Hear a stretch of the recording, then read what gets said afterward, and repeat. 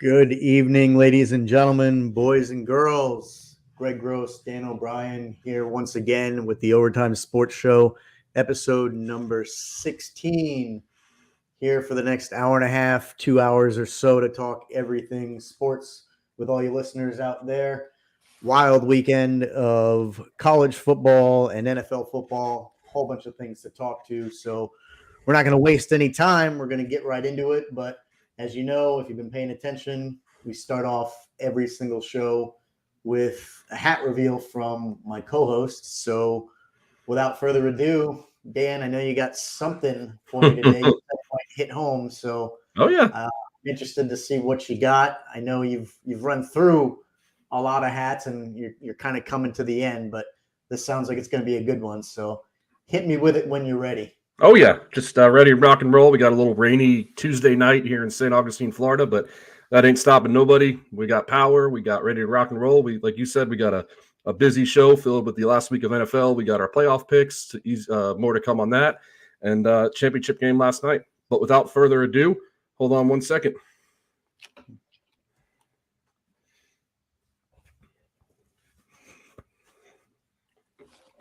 Okay. So I don't know if you can tell what that is. I got to be honest. It looks like a B cursive script, but I don't know who that is. So in honor of your little dry January, I'm going with a Brooklyn Brewery hat as the last beer that you drank before you went on your little hiatus.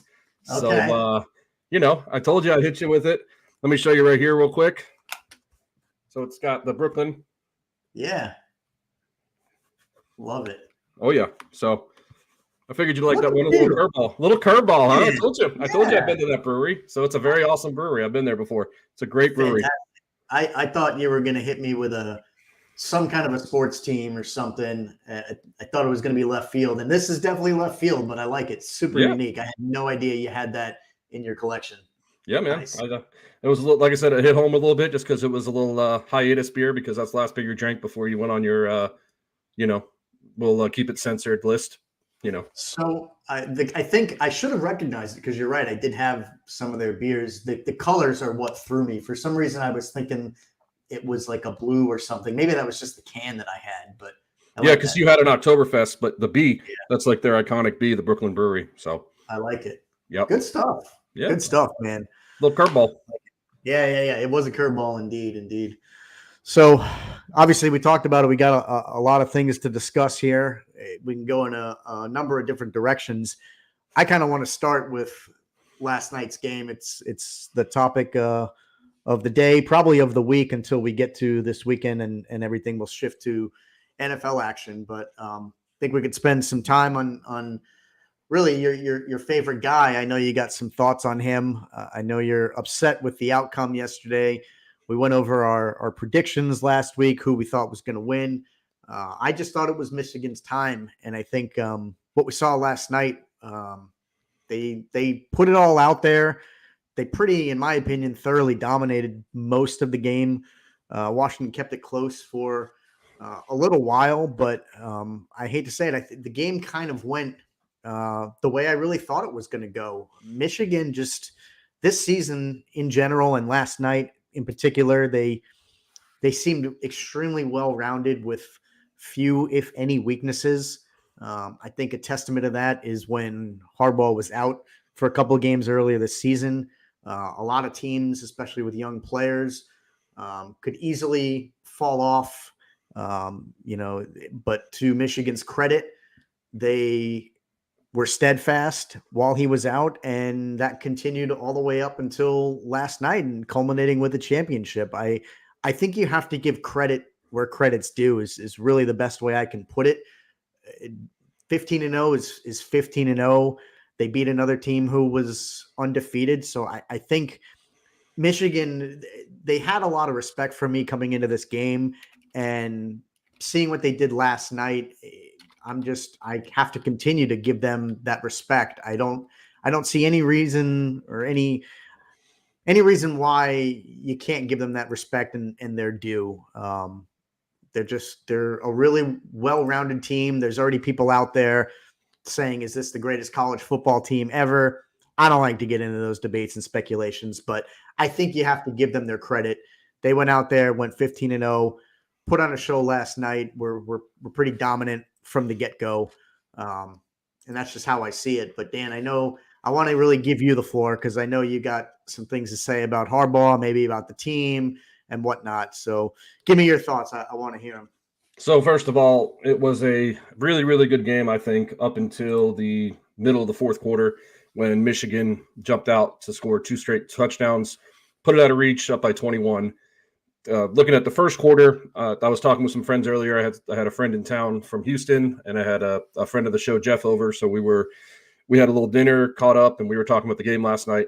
And the first quarter, everybody was saying that they thought it was going to be a crapshoot. I mean, the first score, Donovan Edwards just ran all over. The second score, Donovan Edwards again, and it was 14-0. And then Washington pretty much tightened it up, and their defense only let up 3 points until, I want to say, 10 minutes and 30 seconds left in the fourth quarter. And that's when they went and scored 2 touchdowns and ultimately went up 34-13, ultimately won the game. So I want to start this little maybe rant, not really a rant, but maybe this little my little statement on this with, you can't take anything away from these players. I mean, these players went out there, they played their balls off. I mean, you look at Donovan Edwards, you look at Blake Corum, you look at J.J. McCarthy, you look at their defense as a whole, and these kids really wanted to play. And, you know, you can't fault them for having a scumbag as a coach. And, you know, that's the word of the day for Harbaugh. It's the word of the year for him. So a lot of these guys like Blake Corum, J.J. McCarthy, Donovan Edwards, they came back to do this. And I don't know if you watched some of the post game, but J.J. McCarthy said that he would visualize this and visualize first winning the Rose Bowl and then second visualizing winning the championship. So kudos to him. And Blake Corum, he was actually broke his foot last year, so he wasn't able to play in the playoffs. So kudos to him to coming back and really showing what it means to stick together and play as a brotherhood. But, you know, that being said, I think that this, in about 3 to 4 years, I think that this championship is going to get vacated. And the reason why I say that is I have my stats here. Jim Harbaugh, the coach, was suspended twice this year. First, for doing impermissible recruiting during the COVID-19 dead period, meaning that he was buying potential recruits burgers, giving them different kind of, benefits. And there was a dead period during COVID-19. So because of that, he was suspended the first 3 games of the year. So that should be square one. And then square two, as you know, he got suspended another time, the last 3 games of the year, because of stealing signs. And we've never really talked into this, but I kind of want to bring it to the forefront. They had this guy, Connor Stallings, who was an off-field analyst. And what he did is he purchased tickets to 35 games at 17 stadiums across the country to scout the upcoming opponents. And what that did is you're not allowed to do that, and it's against an NCAA bylaw. And the NCAA bylaw is 11.6.1, which prohibits member institutes from off-campus in-person scouting of future opponents. So when we touched on this 3-4 weeks ago, you were saying that why doesn't everybody do this? This is why, because it's a violation of an NCAA bylaw, meaning he broke the bylaw, he broke the NCAA rules, and I think the investigation is going to go more. I think this championship's going to get vacated, and it sucks for the players because, like I mentioned, they played their hearts out, and it just really sucks for all the players because of this scumbag coach that tried to pull some fast ones on them. And like I said, I don't like them, and I think it's just gonna 2 to 3 years. It's gonna go what happened to USC back with Reggie Bush when they vacated USC's championship. So it's just going to take a matter of time, and this guy's going to be in the NFL probably in the next week or two. So he's not even going to care about it. Yeah, that's what they're saying, is that he's not looking back. He's turning the page and moving on to bigger and better things. We can spend some time talking about that maybe in a bit, but I'm surprised, I guess. So you think the NCAA is actually going to rip the title away? Not just, people are already putting the proverbial asterisk next to the championship when it goes down into the history books, but you think they're actually going to, what do they do in that situation? Do they rip it away from Michigan, and what do? They award the championship to Washington, or is it just It just gets vacated, and there's no championship for the 2023 season.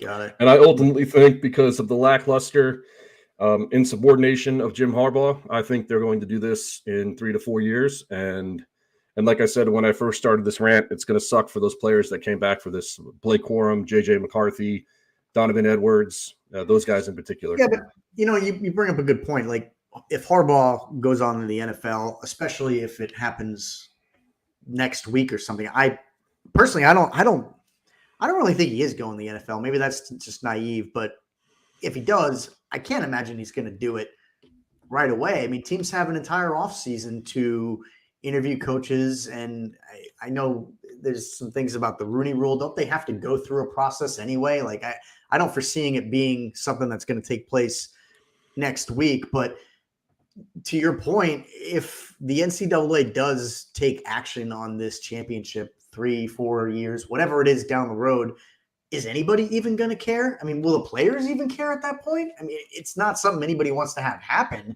but if this happens 3 or 4 years, if this happens a year from now, who's really going to care? I mean, it's just, to me, when you talk about these violations, especially if he broke the code of conduct more than once, I know there's a certain level of due diligence that has to happen in an investigation. Things are procedural, but can it happen a little quicker to the point where you can actually nip this in the bud as it's going on? I mean, if these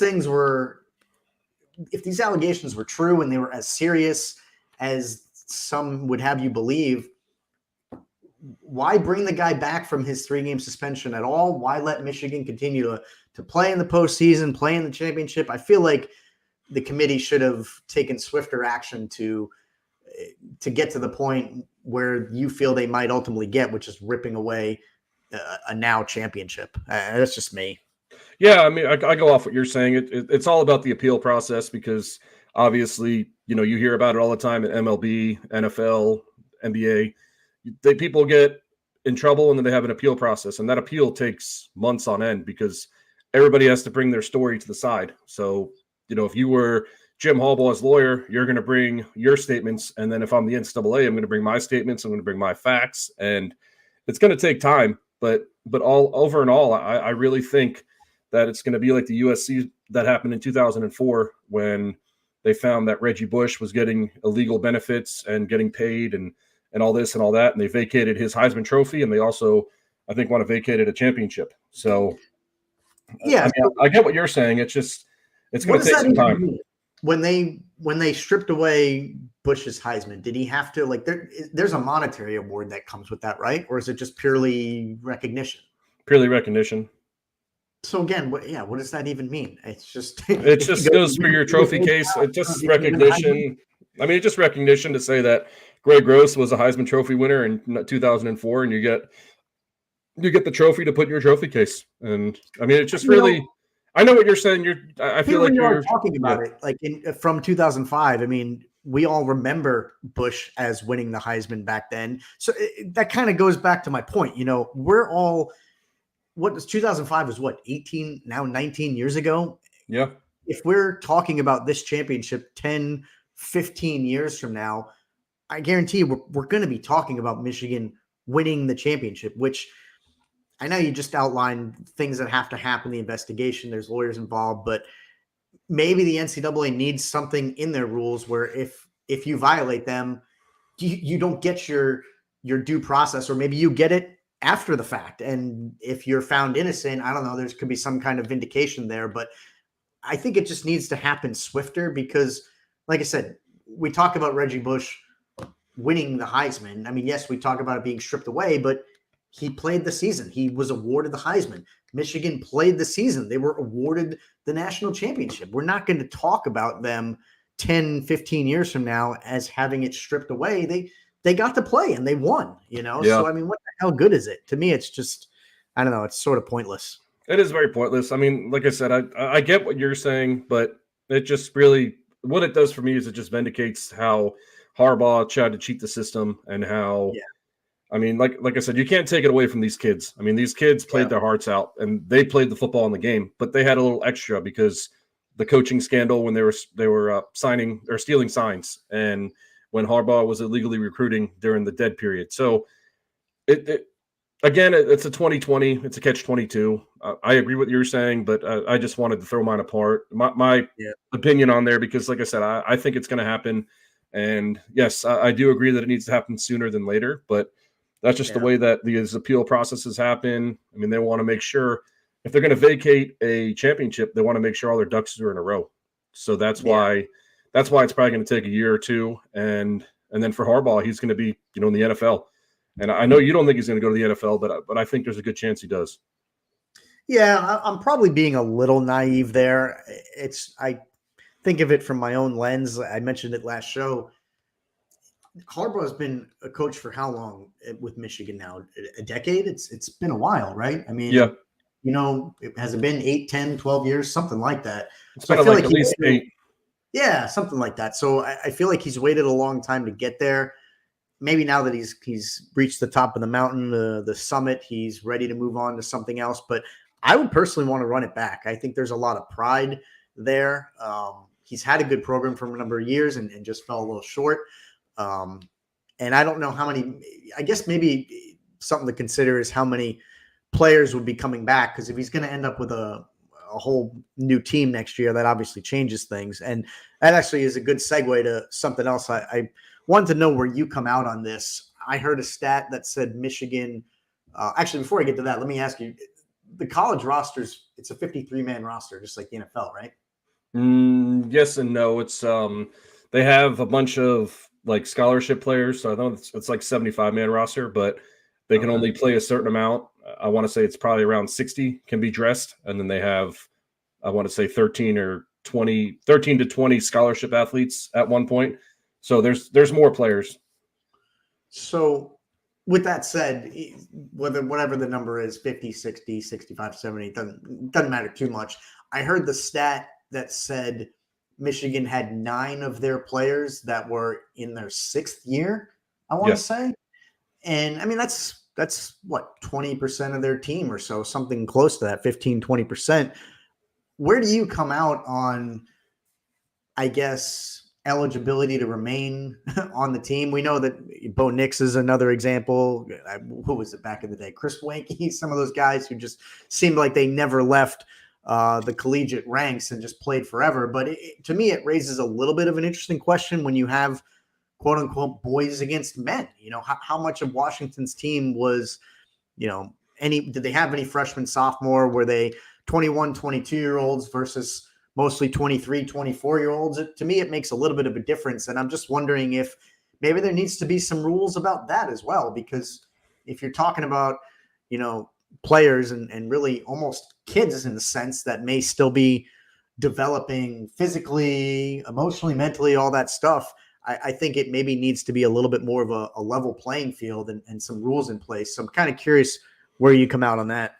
Well, don't forget that a lot of these players, when COVID happened, everybody got an extra year. So that's why a lot of these guys are 6-year guys. And a lot of these guys transfer. They can take graduate courses and become graduate seniors. And if they get an injury, they can get another year of eligibility. But most of the 6-year seniors that you hear are from the COVID year, because when COVID happened, if you were a senior, you were still a senior, or if you were a freshman, you were still a freshman. So you're able to get an extra year of eligibility. So that's going to be coming to an end probably next year, because you got to think about it. That was in 2020. So you got to think if somebody was a sophomore in 2020, that's 4 more years. So yeah, this would be their 6th year. So they probably have one more round of 6-year seniors. And after that, it'll go back down to 5 years, probably 5 years at the max. But the only reason why Winky, I want to say, was able to play so long is he had a lot of medical red shirts. So let's just say that, we're playing week 1 of the college football season and I tear my ACL.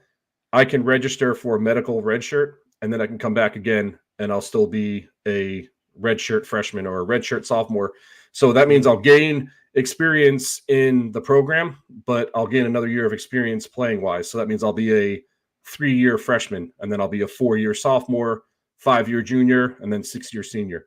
So it is very confusing. And I know that this might sound a little weird, but I know that you're just kind of getting new into college football. So it's good for you, to learn and see. But like I said, this COVID year should be coming to the end where they're going to not really see a lot of these 6-year seniors, because that is an anomaly unless you see somebody that's got a bunch of injuries. Because Michael Penix Jr., he had 2 knee surgeries and 2 shoulder surgeries at Indiana. So technically he was a 6-year senior as well, because he played 3 years at Indiana and 2 years at Washington, and he probably redshirted a year. So technically he was a 6-year senior. Yeah. Same with Bo Nix.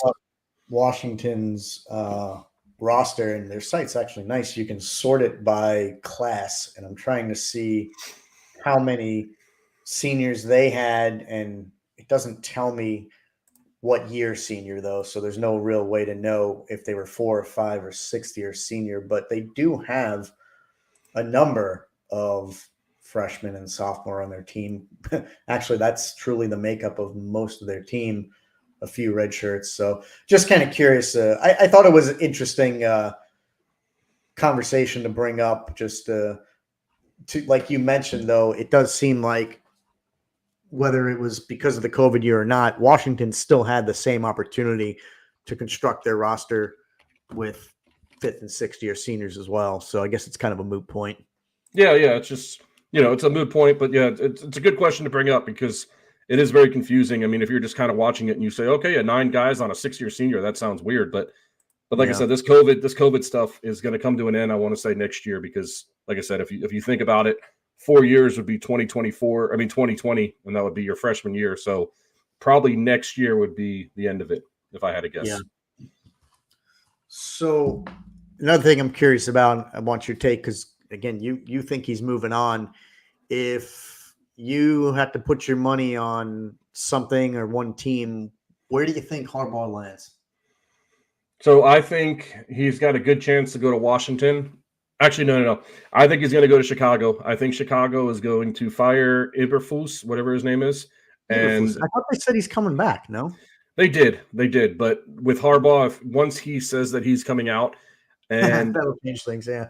Yeah, I think that he's going to go to Chicago. And the reason why I say this is they have the number 1 overall draft pick. They're going to trade your boy Justin Fields, and they're going to draft your other boy Caleb Williams. And I think they're going to build it around Jim Harbaugh and Caleb Williams for the future. And it's really close to Michigan, because not to mention Harbaugh actually played at Michigan. I don't know if you realize that. So that's why it's kind of his dream job. And that's why I don't think he'll leave for anything but another dream job where he has a great opportunity. And so I think Chicago, if I had to put my money on it. Yeah, that makes sense. I mean, geographically, it makes sense. And they've got definitely some pieces for him to work with now. And we all know what, they're going to end up with 2 really good draft picks this coming year. So there'll be a lot of assets for him to work with. So I think that makes sense for a number of reasons. Obviously, the other destination a lot of people are talking about is LA. And if I had to put my money on a team, I think it would be them. I think the story of Herbert out there and some of the other pieces, Kyron Williams looked great this year. And that's a franchise to me that's kind of desperate for You mean the Chargers? The Rams? Kyron Williams is on the Rams. Chargers is what I meant. Sorry. Yeah. You're okay. But yeah, I mean, that's a team that's just desperate for wins, for playoff berths and just success in general.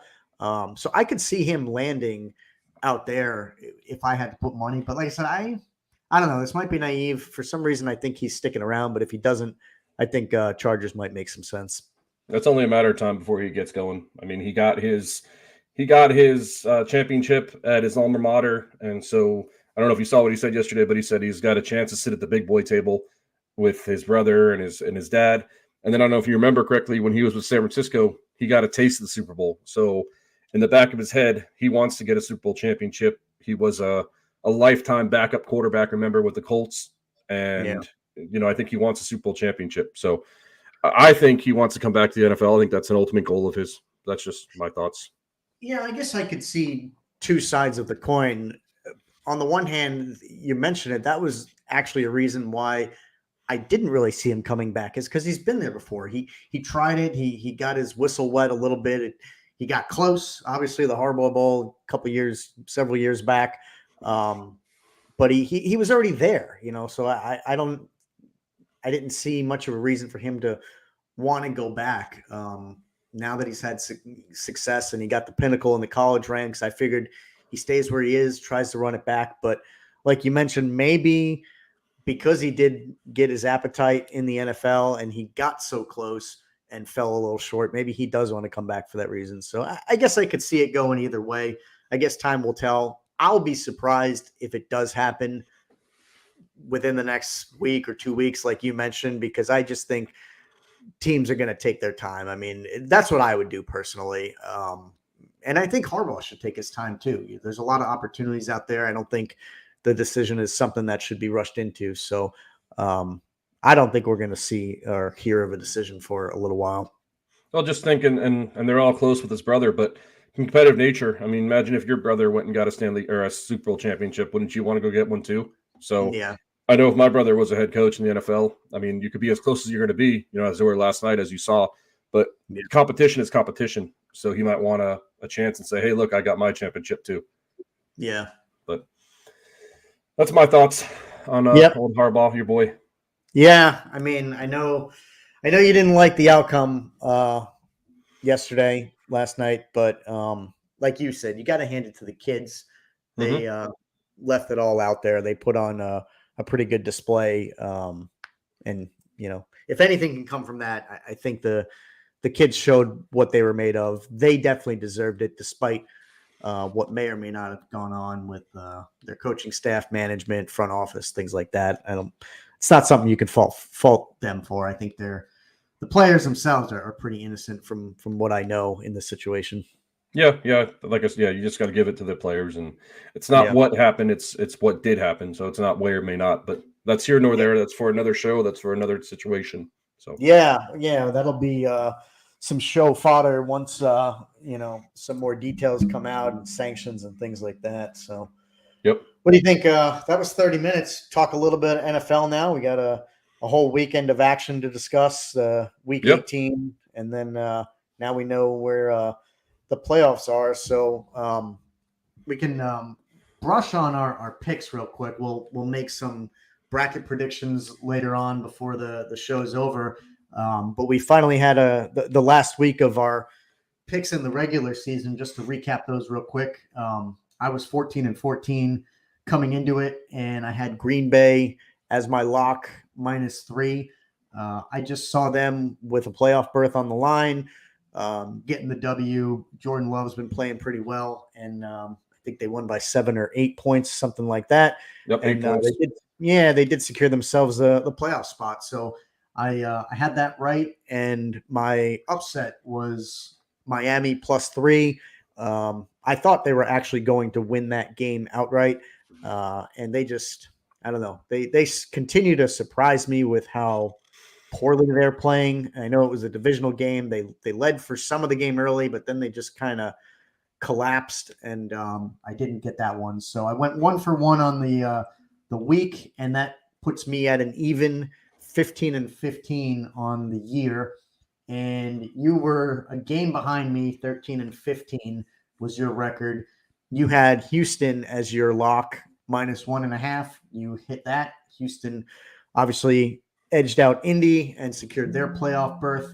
And your upset was Cleveland getting 6 points. I didn't think Cleveland was going to win the game. Wasn't quite sure what the score would be. 6 is pretty generous, but I know you were upset with how that game went. And since he just was playing their hearts out, another divisional game where you just never know what's going to happen, but you came out on the wrong side of that one. So you also go 1-1, and that puts you at 14-16 on the year. So I edge it out by just barely a game. We were pretty much neck and neck throughout the entire season, basically, since we've been doing these picks. We went up and down, back and forth a little bit, but I mean, we were right there together the whole time. So that was a ton of fun. We got to run it back again and do it next year. Oh, we will. And the reason why I picked the Browns is I really thought they were going to play Flacco, just because Flacco was only playing, I want to say, 5 or 6 weeks before. So that really put a good taste in my mouth that they were going to play him and not sit him. So, I mean, Yeah. obviously we make these picks on Tuesdays. I think that they decided to sit him on, I want to say Friday or Saturday. So, it was just going out on a limb and thinking that Flacco was going to play. But, that's here nor there. But like I said, that's why I really thought the Browns were going to come out with Flacco, and they had nothing to play for, but still Flacco needed experience. Yeah. I speaking of Flacco, I saw that the Browns, I guess, released a statement or something that even though they held Flacco out, I guess, he's only been with the team for 4 or 5 games, something like that. And Yeah. despite that, he must have still had something worked in his contract. Oh, yeah, they paid him his extensive. Yeah. Yeah. So they are still paying him his incentive bonuses, even though they held him out, which I thought was awesome. Yeah, that's pretty cool. I thought that was cool. We criticize teams and owners all the time for what they get wrong. But I think this is a case where you have to give it to the front office and the owner, whoever it is, for doing right by Flacco, because he's really come in and really kind of saved their season. We talked about all the trouble that they've gone through this year, losing Chubb, losing Watson, a couple other quarterbacks. I think Flacco's their 4th starting quarterback this year. So he's really saved them. And I think paying him out is the right thing to do. But yeah, sucks for you when you picked them and thought that he was going to be in. But still fun. I enjoyed a lot of it. fun. I enjoyed it too. A lot of fun. A lot of fun. One thing I wanted to bring up, and you probably got some thoughts on this. I know it brings you a lot of I think joy and laughter. I know where you're going with this. Yes, sir. You know where I'm going with this. Yeah. Duval. Man, what? I don't know how you characterize their performance this season. Certainly the last 5-6 games. I want to say they went 1-5 down the stretch, if I'm not mistaken. I think they were 8-3 at one point. And I guess maybe it would have been 1-6, because if they ended up, they're 9-8. So yeah, I think that's what they went 1-5. 1-5. Yeah, the last 6 games. So I just don't know how you categorize it as anything other than just a colossal failure, monumental collapse. We've talked about it. Trevor Lawrence was out a little bit here and there, but it was theirs to lose. And they did. They had everything working in their favor, winning their in against a pretty bad team. I know it's a divisional game. I always say that those are tough and you never quite know what's going to happen. But man, I didn't expect the Jags to lose 28-20. It's what more is there to say? It's just a collapse. It's not like they don't have weapons. Talked about it last week. Lawrence, Etienne, Ridley, Ingram, they've got weapons. To me, you can go down the list of excuses, and I think that's all they are, is just excuses. I think there's a lot of blame to go around. I put a lot of it on the players, but I put a lot of it on the coaching staff as well. I mean, I talked about it, I think, last show and at the beginning of the year. I had this division almost wrapped up at the beginning of the season as the easiest division for a team to run away with, and that's what I thought the Jags were going to do. And for them to just fall short, give a little bit of credit to Houston. I've been extremely impressed with the way they've played. Stroud and DeMeco Ryans, they're doing something special out there. And even what the Colts done, that division was pretty tight at the end. You got to give them a little credit, but there's just, to me, it's a monumental collapse, epic failure, however you want to describe it. Just really, really disappointing year for the Jags. And I want your thoughts. I'm sure you got some color to add to that. Oh yeah. And while I'm doing this, I want you to do yourself a very funny favor. I want you to go in your Google search and type in First Coast News, Jacksonville Beach Sports Mania Store, and click on that article and read that. And while I give you my thoughts on the Jaguars, it's very, very comical. So, Got it. Going off the Jaguars, they were 8-3 as you hit. They played the Bengals on Monday Night Football. They were 8-3. The city, Northeast Florida, where I live, was rocking. Everybody and their mother was a Jaguars fan. They were on Monday Night Football, first time in 12 years. going up against the Bengals without Joe Burrow. So everybody's like, "Oh yes, we're gonna win, go 9-3." And they look at the rest of their schedule. Probably when they were 8-3, they had to win probably 2 or 3 times to wrap up that division. And what happened in that game? Trevor Lawrence got hurt and hurt his ankle, and then they played the Browns, hurt his shoulder. So not to put all the blame on Lawrence, but yes, to put all the blame on Lawrence. Beginning of the year, as you mentioned, everybody thought of him as an early season candidate for MVP. Everybody thought he was a sneaky pick because of what happened last year. But, I mean, looking at some of his throws on Sunday, again, he wasn't 100%, but that fourth down throw, I mean, he sailed it to lose the game. I don't know if you saw that, but, I mean, he just really looked like he folded under pressure. It looked like the coaches folded under pressure. It looks like they just got – I think what really happened is they got ahead of themselves when they were 8-3. I think they just thought that they could easily play the rest of the games and easily win because in the back of their head, they thought Houston was rookie head coach, rookie quarterback, young team. They're not going to win. Indianapolis is down to Gardner Minshew, who they used to have. They're not going to win. And Tennessee was playing, with a rookie quarterback and not playing well. So I think they let off the gas. And, that goes to the whole team, but mainly the coaches, as you said.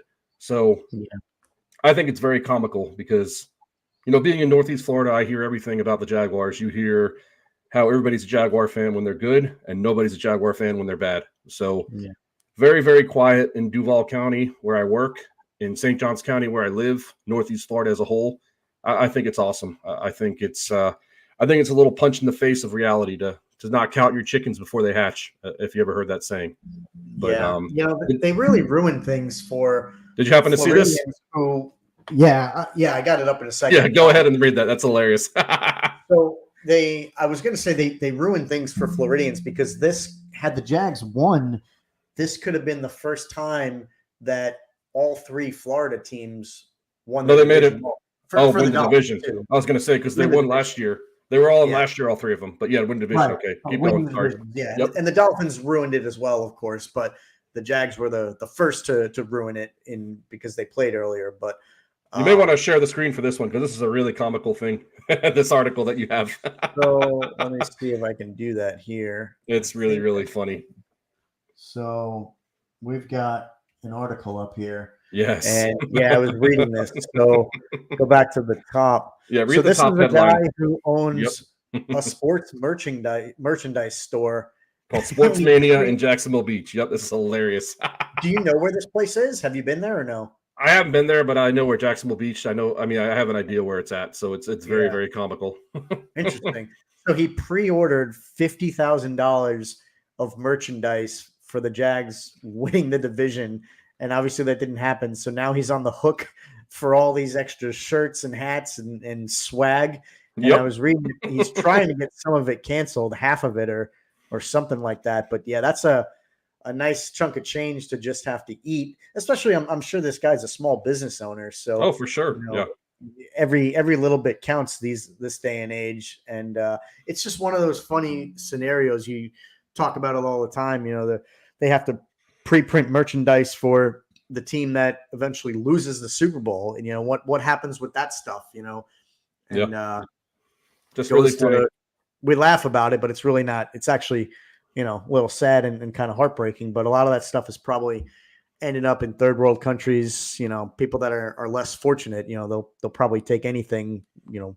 Warm clothes on their back, kind of thing. But for this guy, that's a tough look. He tries to do the right thing and be first and hopefully sell out all that merchandise to fans. And now he's on the hook for a lot of it. That's a tough look, man. Goes to my point that I was just saying. I mean, everybody counted their chickens before they hatched. I mean, everybody and their mother was a Jaguars fan when they were 8-3. So this guy probably said, let me get the upper hand and let me do a quick order so I can sell out my store when they win because this idiot thought that they were going to win the division.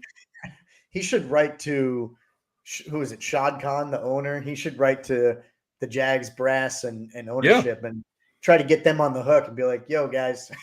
Trevor Lawrence should pay some of that too. Yeah, absolutely. So. You know what? Maybe we should start a GoFundMe for this guy. I mean, I could travel. I could travel to him. I mean, I can go find him. We might have to champion that effort. Start a GoFundMe for this guy because we feel sorry for him. Let's make that happen. Yeah, I figured you'd find that hilarious while I was giving my my Jaguar rant. So, good stuff. That's great stuff. That's great. That's great. Yeah. Couple other games I wanted to run down. Touched on it quickly. It probably didn't matter quite as much, and I know they're dealing with a little bit of an injury bug. But that's the Dolphin game. Obviously, I thought that they were going to get the best of the Bills playing in prime time, and they just kind of came up short. So I want your thoughts just briefly on it. Curious to see how far you think they go in the postseason. I don't know what to make of them. They look like one of the hottest teams early on. They're kind of like the Eagles, in my opinion, maybe not quite as bad. The Eagles are another story we should probably touch on, but I'm just curious what you make of the Dolphins now that the season's over. They're in the playoffs. They have so many damn weapons, but they just seem to find creative ways to lose games, especially against their rivals when it's important. So I have no idea what to being fully honest and transparent. I don't have a feel for what to expect out of them in the playoffs. I mean, what about you? Yeah, I mean, we've talked about this all year. We've talked about this all episodes. I want to say they were 10-1 against teams with a losing record and 1-5 against teams with winning records. So everybody knows the playoffs are all going to be winning records. So it's really going to be interesting to see what happens when they play. Like this week, I think they go to Kansas City, and we'll touch on that later. But they go to Kansas City, and they have so much talent. Mostert was out last week. My boy Waddle was out last week. Who knows how healthy Tyreek Hill was? I mean, not to mention his multi-million-dollar mansion burnt down. So that's in the back of your head. I mean, we've talked about it. People are humans. I mean, remember we talked about the Travis Kelce thing. I mean, these guys are humans first and football players second. So, he got a touchdown, but after that, he was kind of silent. And we've watched Mike McDaniel, the coach. We've watched him all year. He's very unorthodox, and maybe his unorthodoxness and the way that he coaches is finally, coming up to bite him in the butt. And, I don't know how they're going to do in the playoffs. Obviously, they're good against inferior opposing teams, but when it comes to really good teams, they get walloped. I mean, I don't know if you saw that stat Sunday night. They said against teams with winning records, I want to say they've been outscored 34-15. I want to say that was the points per game and then points per game that they were scoring. So they have a good team with talent. I mean, anything can happen in the playoffs. We've seen this year after year. So maybe they get hot. Maybe these dudes come back, but I don't see them going past Kansas City. And like I said, more to come on that. We'll talk about it on our picks here in a little bit. But I think they're going to be one and done, unfortunately, because they really look like a team to be reckoned with. I mean, they were playing inferior competition, but still, they were a team to be reckoned with. And it's just very, very mind-boggling that now they're at rock zero. Not rock zero, but they're at rock bottom with not making the division. I mean, touching on that game too, look at the Bills. We've talked about them. I want to say 6 weeks ago we talked about them, and they were 5-6. I want to say, and I think they ended the year on a 6-game win streak. And through half that win streak, they changed their offensive coordinator to Joe Brady. So he was able to get the best out of Josh Allen and get the best out of the running game, and the defense turned it around. And I think they're going to be a hot team. I mean, they play Steelers this week. So obviously we'll probably pick the Bills, both of us, but I think the bigger story of that game is the Bills. What are your thoughts? Yeah. I think that it is the bigger story of the Bills. You raised a good point. When they made their personnel shift, management coaches, it certainly seems like they turned a corner. They 5-game win streak. Sorry, 5-game win streak. My bad. Yeah, keep going. No, I mean that's still impressive. 6-6. Yeah, they did what they had to do. So it's very impressive to me. I'm still not completely sold. And the one thing that actually surprised me this past weekend, I couldn't believe the stat. Maybe just time flies, I guess. But Josh Allen threw a pick in the red zone, and they said that it was the first red zone turnover by Allen and the team this year, which I couldn't believe, because it seemed like to me that I guess it was the year before where Allen was. It seemed like he was doing that all the time. He was just so reckless with the ball. Maybe it wasn't the red zone. Maybe it was more just turnovers in general. But uh, I still think he's a little careless with the ball sometimes. He tries to fit it in a tight window. We talk about how he tries to make plays with his legs, tries to be the hero. I could see that coming back to bite him a little bit this postseason. So I'm not completely sold on that game and that team either. Yeah, I mean, he's they mentioned it Sunday night. He's a gunslinger. He's got a little Brett Favre in him. So he's going to push the pot. He's going to push it, and he's going to he's going to try to win the game at all costs, whether that's throwing 4 interceptions and throwing 4 touchdowns. But hey, he got 4 touchdowns and they won the game. That's what he's all about. So Yeah. I mean, it's just his gunslinger mentality. I mean, Yeah. we've talked about him. I like him. I like the way he plays. Reward his style of play. It's give and take kind of thing. High risk, high reward. But yeah, those 2 games, to me, the Chiefs Dolphins game is the hardest one to pick. The Bills Steelers is probably not going to be that easy. The Steelers, I mean, I can't believe they're in the playoffs. I just can't. I mean, with Mason effing Rudolph. Yeah, I don't get it. Yeah, Mason effing Rudolph. That's all you got to say. I don't love the playoff format. I'll call it new. I know it's been around for what, 3-4 years now, maybe longer. I think this is the second year with the one bye. Okay. I think this is the second year. Yeah. That's what I thought. It's only been a couple years, and I don't love it. Maybe it's just still got to grow on me.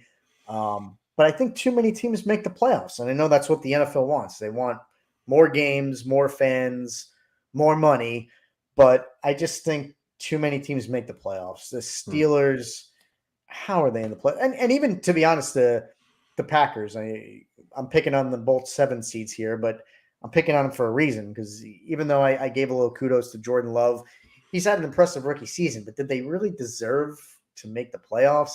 I don't know. I don't think so. And I just think too many teams make it right now. You're teetering on that line of mediocre, if you ask me. Everybody else, Eagles, despite their collapse, they started so hot that they still deserve to be in. The Lions had a heck of a season.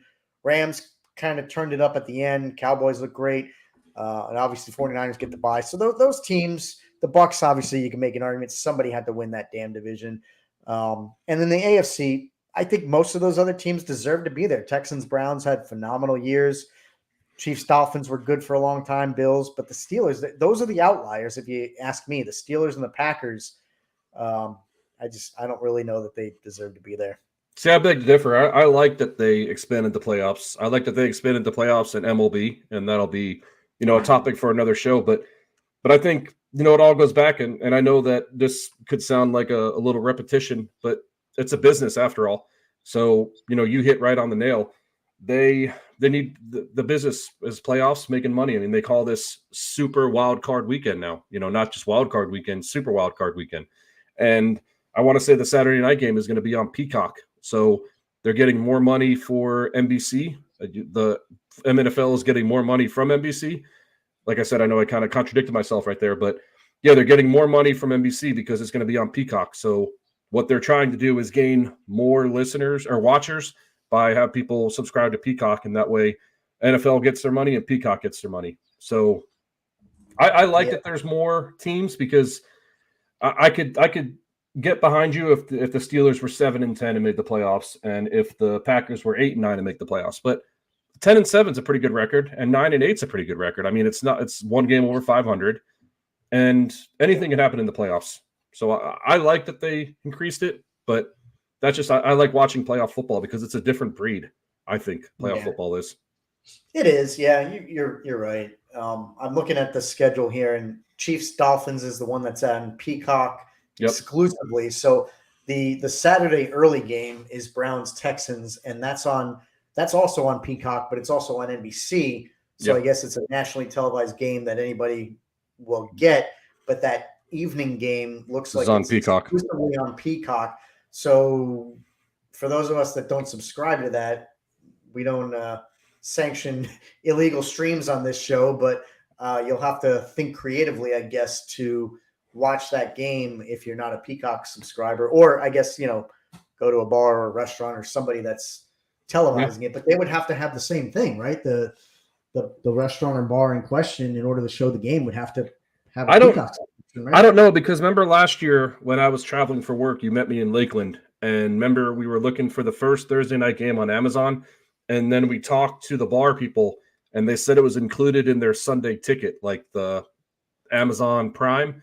So I don't know if this Peacock per se would be included in the Sunday ticket at a bar. I mean, I have Peacock, so I'll probably watch it at home, but that's a very interesting a way to think about it, because I don't know how that would work. But again, like I said, the NFL ticket had Amazon, because like I said, we found out last year when I was in Lakeland, when I was traveling for work, we went to that local bar in Lakeland and they had it on. So yeah, I'm surprised. There's probably network regulations and contractual things that go into how they choose their networks, but I'm a little surprised it's Peacock. I know they've been around for a while and they're affiliated with NBC, but out of all the damn streaming platforms that are out there nowadays, I think Peacock is still one of the lesser ones. It seems like Netflix is still the behemoth, and then there's HBO and Hulu, and now Paramount and Disney. Peacock is just not one that I immediately comes to mind. So it's interesting you have it. Is there a reason you have it, or is it just included with something? Is there anything else you watch on there? Because I don't know much about them. So I want to say it's included with Xfinity, that I have Xfinity, because Xfinity is NBC Universe. So I want to say it's either free or we pay like 50 cents a month. And I don't really know what's on there per se, but there was some like old school NBC shows. And I want to say there's been movies that have been exclusively on Peacock.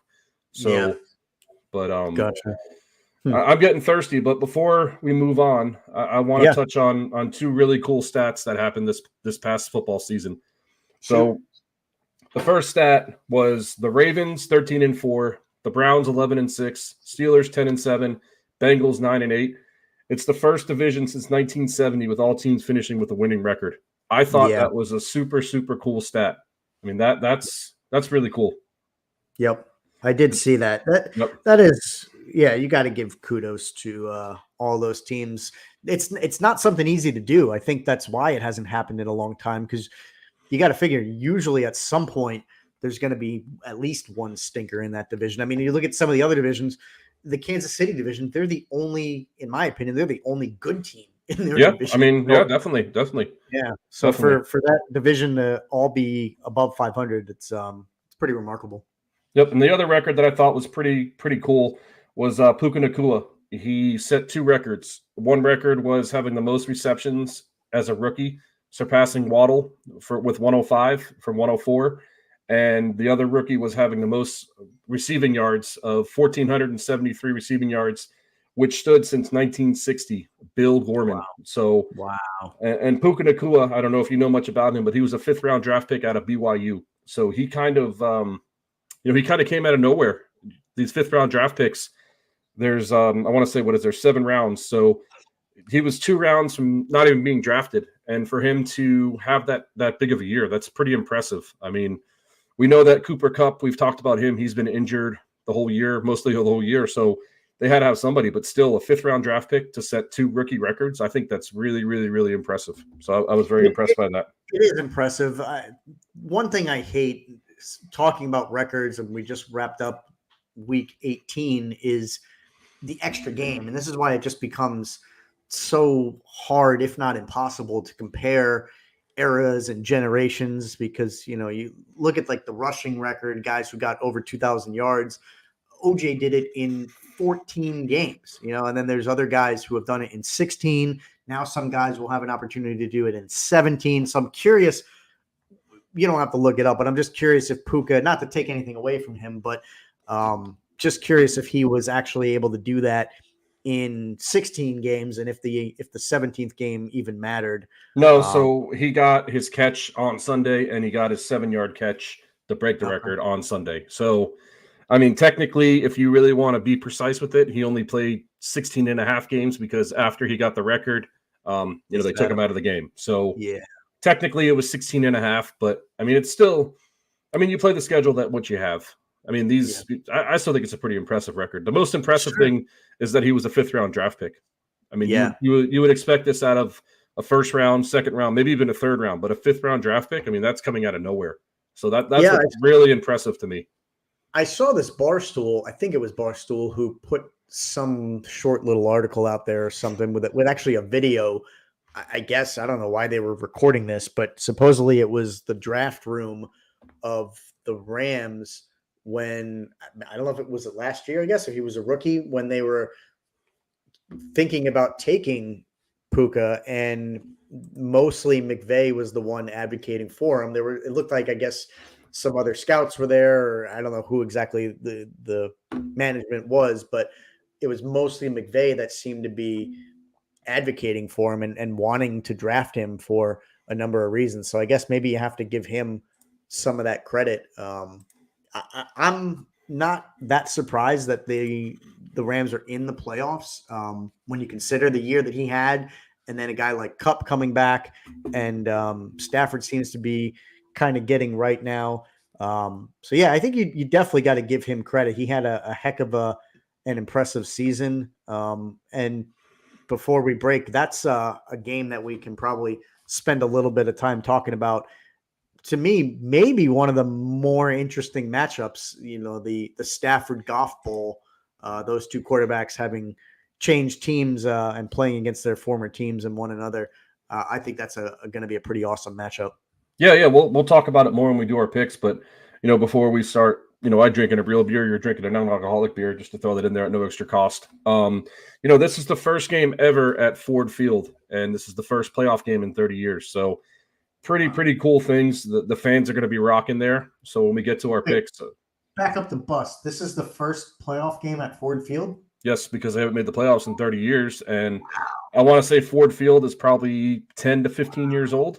So the fans are going to be rocking. First playoff game in 30 years and first playoff game at Ford Field. Did Ford not have the naming rights back in the 90s when Barry played? It was the Pontiac Silverdome. Okay. Yep. Just call me Stat DOB. That's how I know that shit. I do like that. That was good. I'll give you that kudos. For some reason, I guess 15 years is a decent amount of time, but for some reason I thought it was Ford Field for 20 or 30 years. But I mean, it could be 20, but it's definitely the first game ever there because they haven't played in 30 years. But that's crazy. That's amazing right there. That of all the stats that mostly you dropped today, I think that's the most impressive one. First playoff game at that stadium. That says something about the organization. Opened 21 years ago, August 24th, 2002. So still 21 years, but still, this is the first playoff game ever at Ford Field. Yeah, that's a hell of a long time. Good for the Lions. Their fans, they need it. After being the first team ever to run the table in reverse, I think in 2008 when they went 0-16, they've had some dark years. So good for them. I'm a big Sam Laporta fan, and it sounds like I think his season is done, which really, really sucks for them. The guy was just such a star this year. I don't know how you replace him. So they got their work cut out for them. I think that's going to be a key difference, honestly. But we'll talk more about it. But that's a heck of a stat with the Lions' first playoff game. I got a 2-part trivia stat question for you on that real quick before we break for an ice cold beer. Can you name the quarterback who was the quarterback for the Lions, and can you name the school that he came from? I know you won't be able to name the school, maybe not name the quarterback, but you should. Quarterback when they went 0-16. 2008. I'm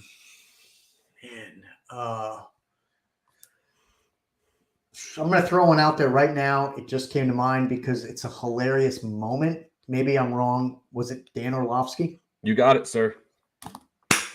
All right. This one you're not going to get, but name the college you went to, and it's in the Northeast. I couldn't tell you his college if he went to University of Connecticut, but good choice on Dan Orlovsky. I thought you might know him because he's on ESPN also. That's not why. I will forever remember him.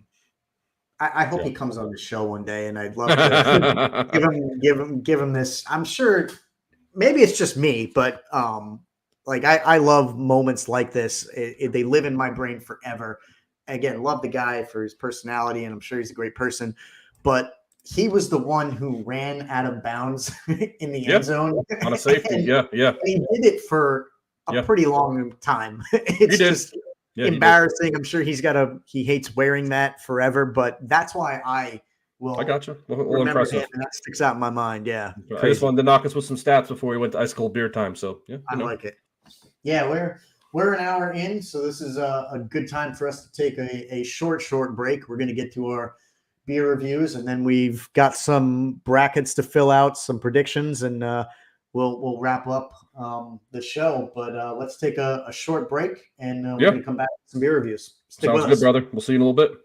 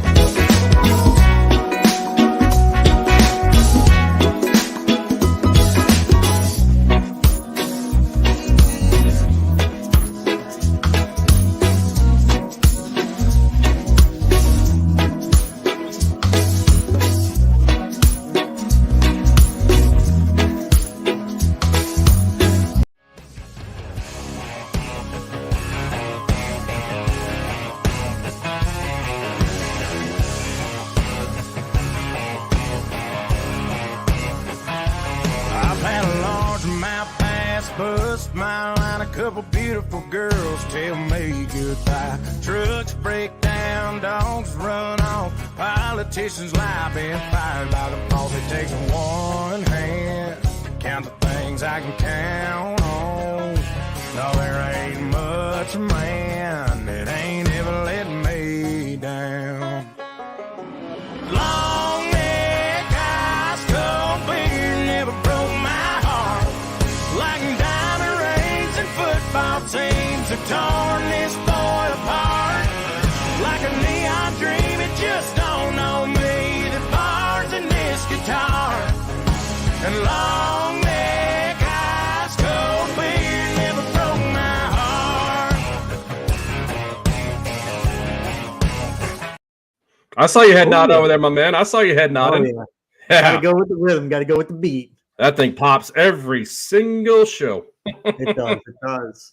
We stepped away for a minute, but now we're back. This is Overtime Sports Show. We've got our weekly beer reviews to get to. I dropped a little bit of a bombshell last week. In case you missed it, I am partaking in dry January this year. So 30 days or so of no alcohol for me, trying to save a little money, lose a little bit of weight, all that good stuff. Save a little bit of money. Just say you're trying to lose weight. It's not that expensive to drink ice cold beers. I'm hoping I'm saving a little bit of money. We'll see. I'm probably spending the money. Say it's for your health. That's all you got to say. It is for my health. So there you go. So doing dry January, trying to find creative ways to still participate in these reviews. I had a pretty distasteful beer last week. I'm hoping the one I chose this week will not going to happen. Probably not going to happen. You are probably right about that. Looking to see who went first. I think you're just going to go first to get the crap beer out first, since we go until you get back on the wagon. You'll just go first. How about that? Okay. All right. I like that. It's a little bit of shit talking, but I'm sorry. So I'm going to try to switch up. I think my mug next week, I'll retire the Giants Cup at the end of the season. Here is the beer I got this God. week. Yep. I gotta mute You know? myself because that's really funny. It looks like a freaking root beer. It kind of does. So Ugh. this is called Bitburger, and it's 0.0. I want to hold up the label to the camera there if you can Yeah, get a so look. last at one it. had 0.5, so that's interesting. Yep, it's a this is truly 0.0. It's a premium pilsner, and it's by Bitburger, and it's actually brewed in Germany. Bitburg, Germany, I guess is where it's from. Chose Wow. this one because I like pilsners. I don't know if I like 0.0 pilsners, but Could be that guy is still in service to brew a non-alcoholic beer in Germany. That guy's got to be shot in his head every single day. you would think, right? I mean, I don't know. Yeah, I don't know what to make of this one. I will say expectations probably shouldn't be high, but after what I had last week, the bar is set pretty low. So this one doesn't have to do much to improve on what I had last week. So going to give it the old pour, and we'll see what this looks like. Pretty crisp yellow color, if you can see this on Okay. camera. That's a pretty good pour. Yeah, it's okay. So I'm very that's intrigued. golden. That looks like a regular Pilsner, if you can see that color. Yeah, we know what it's gonna lack. Yeah, it's gonna lack that punch. Let me see. Give it a taste here.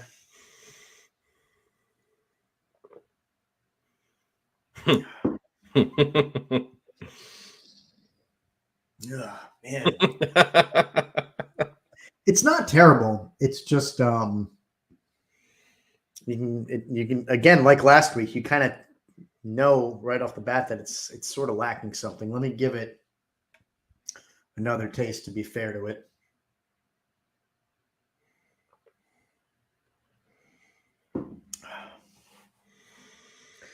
It's not bad. I mean, for what it is, you could sit at a bar if you had to drink these, like I might have to do for the next 2 to 3 weeks, whatever it is. I got to go higher than I did last week. This is definitely better than last week. It's super, super smooth. You could get, I would say you could get a couple of these down easy. Obviously not, there's no alcohol content in it, but for some people, beer is filling.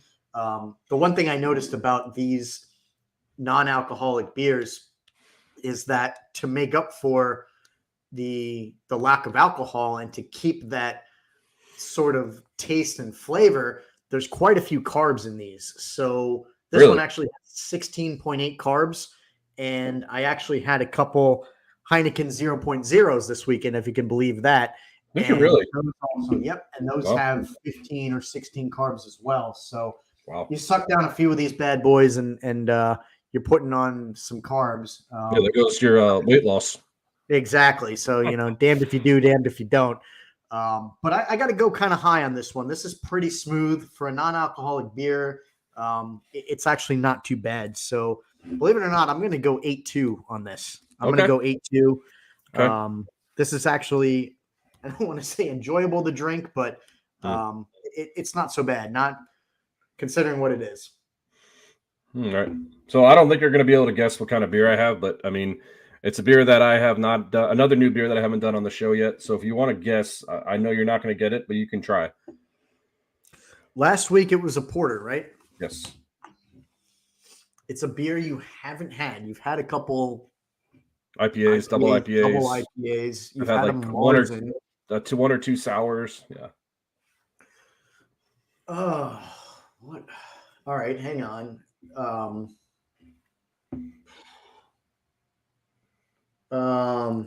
Man, yeah, sours. I don't think you're gonna get it. So, have I had this type of beer before? No. No? No, sir. It's a really cool beer. I'm very intrigued by it, and you're gonna love the artwork. The style of beer. Yeah, no. Okay. I have no idea. You got me stumped. So this is the beer. It's called Her Majesty's Statonic Request, and this is Gary True and the Studebakers. It's a ESB ale, which means Okay. extra special / strong bitter ale. And it's 5% alcohol. It's by a company called Illuminated Brewworks out of Chicago, Illinois. So you can kind of see, if you see the arts on it, it's like a band, Gary True and the Studebakers. So, Do you know who they are? no, sir. I was just at the liquor store and I bought 6 random beers. So we might have to make our intro song temporarily this band just to see whatever it is they sing. Oh man, you can already smell it. Look at that color. That's a pretty unique color. It looks like it's got like this burnt orange color to it. Yeah, holy shit, and you can really smell it. Sorry for the language. Man, look at this. Still hitting greens in regulation and fairways hit. Look at that. Good pour. Oh man. Wow. How can I describe this smell? It's almost like a stronger apple juice. So like an apple juice, but like an apple cider, but like stronger if you can smell. But it doesn't smell like a cider, but that's just the smell. Do you think so? Just for the listeners and for me, you said ESB ale. That's extra special and bitter. It says I'm at their website and it says extra special / strong bitter ESB ale. Okay. I have never heard of this type of beer before, so I'm intrigued.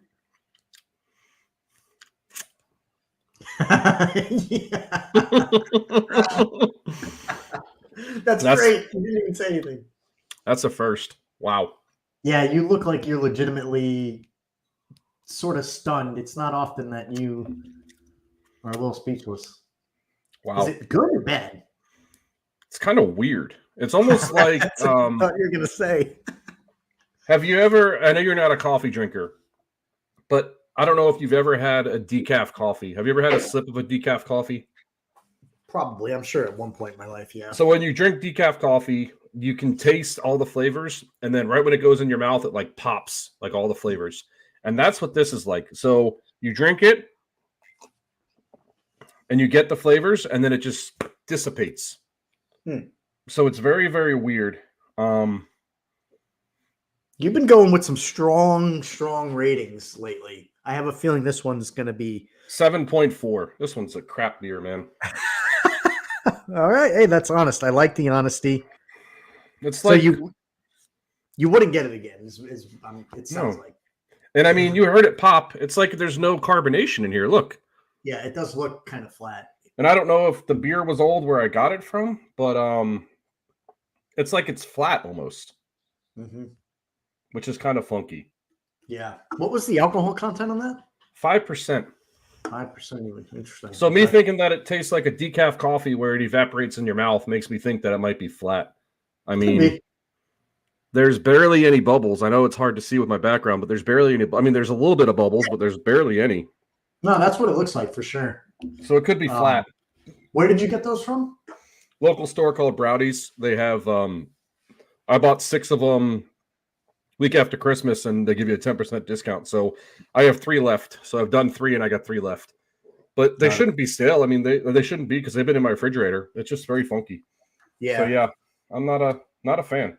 All right. Not a Well, fan. an ESB ale and a Bitburger 0.0. Cheers to our beers, my friend. Yeah. Cheers, buddy. Yeah. Oof. Oof. All right, there you have it. Couple honest reviews for you. It's not often that Funky, funky, funky. not often you have a beer you don't like. Mine this week was decent for what it was. I mean, again, A+ on the art, but oh yeah, I love D- on the beer. I mean, come on, man. Yeah. I That's really right. want to. Yeah. I want to listen to some of their songs. Gary Really- True and the Studebakers. If you want to write that down, we can listen to it. But Gary True. like Gerry, so that's a weird spelling name. True Yeah. and the Studebakers. Gary True and the Studebakers. Yeah, they look like some funky people too. It's not coming up. Gerry, you said? Yeah, I'll look to Gerry True and the Studebakers. I got a bunch of Studebakers like the car. Maybe it's not. I don't know. Weird. Maybe it's. I don't know if it's. I don't know. I can't find it either. No big deal. Yeah, no worries. So, well, we've got some brackets to get to. We gonna try to share it on our screen actually in a moment. Go back and forth and just dive right into our playoff predictions. For those of you that'll be listening on the audio only podcast, you'll just have to follow along. But if you're watching us, you'll be able to see our brackets on the screen, and we're gonna do this and continue what we've been doing all season long. We're gonna do it in bracket form. So I'm gonna go first, and I think we're just gonna alternate one by one. Yeah. Fill Yep. these out. And Before we start, do you want to go game by game, or do you want to? yeah, I want to go Okay. game by game, and if you want to just include a little explanation of why you feel that way, by all means do it, and we'll run through these, and then we'll have two complete brackets, and then we'll share the link. We can get people friends in if they want. Yeah, absolutely. We want everybody to play against both Dan and I. You see if you can beat the hosts of this show and make this thing kind of fun. So we'll definitely blast that link out when we're done, and you can follow along, play with us. So let me go ahead and put this on the screen. Everybody, again, hopefully can see this if you're watching us. First game really is one of the favorites for me. It's going to be a damn tough one. I said the Chiefs Dolphins is probably the hardest for me to pick, which I still think is true. This one, probably the next hardest in my opinion. Texans Browns. I like what both teams have done this year. Texans have looked great when Stroud was available. Singletary, we talked about, has been a bit of a resurgence. D'Amico Ryans has coached them up well. The Browns, on the other hand, we talked just a little earlier in the show about the adversity that they've had to fight through. I think the Browns are going to run with this one. I like what Flacco's done. I like the Browns defense. We saw Amari Cooper go off a couple of weeks ago. I like Jerome Ford. I think the Browns are a pretty well-rounded team. I talked last week, I think, about them being a little bit of a dark horse and being able to go on a big run and maybe even upset someone like the Ravens. So I got the Browns in this game. Dan, if you want to share yours, I'm interested to see where you come out. I kind of hope we have a few different picks. I think we will, but I hope we do to make this thing kind of interesting. So you did take one of my boys, but to make it interesting, I'm going to go against the grain. And take who you want. Oh, okay. So I'm going to go with the Browns as well. Also, to speak about what you were saying, Joe Flacco has been looking really well. We've talked about their defense all year long, how defensive win championships. They're going to have their whole defense sat out last week. So Myles Garrett's going to be fresh. Their whole secondary is going to be fresh. Their whole offense is going to be fresh. So, going off what you hit on, I mean, pretty much self-explanatory. I think defenses win championships, and I think Joe Flacco is clicking. I mean, we've mentioned him, how he plays not to lose, but he's still a gunslinger, but he's conservatively, but he still plays, he's got the best of both worlds. He'll play conservatively, but then he'll also play like he's ready to be a gunslinger. So I like the Browns on that. And also the Texans are a young team with no experience. So that's why I just think experience wins that one. So yeah, agreed. I think good as Stroud has looked, I think he kind of finally meets his match this week. To be fair to you, keep your screen up, and I'll give you the opportunity to go Chiefs Dolphins, so I don't step on toes. Oh, you want to go right down the line? Well, you go Chiefs Dolphins, then we'll go back to me for Bill Steelers. We'll just do that way. Okay. Make it fair. Yep. So I will go with the Chiefs. And the reasons why I'm going to go with the Chiefs is another what I just ended with the Texans. Experience. I think that, they've been iffy all year long, but when push comes to shove, they still have Mahomes. They still have Travis Kelce, and they still have Big Red. Not the gum, but Big Red Andy Reid. So they won the championship last year. They've gone to the Super Bowl, I want to say 3 out of 5 years. Maybe correct me if I'm wrong. But they beat the 49ers, they lost to the Buccaneers, and then won last year. So I want to say 3 and 5, but just experience, and also the weather. I don't know if you saw the weather, but it's going to be very snowy and it's going to be sub-zero conditions, if that. So Yeah, Chiefs are the Chiefs, my man. I like it. And you mentioned the last bit, the weather, I think is going to be a pretty huge factor. It looks like it's going to be frigid temperatures, Arctic like conditions. As much as I want to pick the Dolphins, I mentioned it earlier, I just don't know what to make of those guys. It wouldn't surprise me if they finally figure their ish out because of the talent they have on their team. But for all the reasons you mentioned, coach, quarterback, tight end, home field, weather, it's just, to me, it's all stacked in favor of the Chiefs. So I got to go Chiefs as well.